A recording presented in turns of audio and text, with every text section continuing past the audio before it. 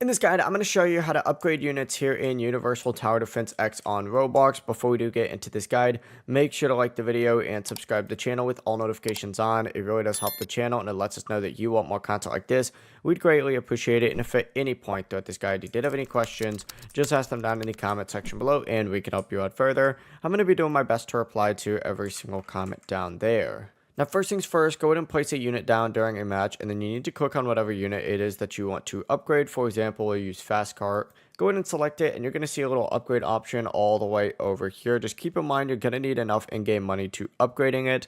What I'd actually recommend doing, though, instead of just upgrading them one by one, unless you want to upgrade them all one by one, is just hitting G after selecting a unit and turning upgrade on or auto upgrade on for some of your best units. But yeah, that's the full process. If you guys had any questions, just ask them down in the comment section below and we could help you out further. I'm going to be doing my best to reply to every single comment down there. Before you do leave this guide, make sure to like the video and subscribe to the channel with all notifications on. It really does help us out and it lets us know that you want more content like this. We'd greatly appreciate it. Have a great rest of your day though. Peace.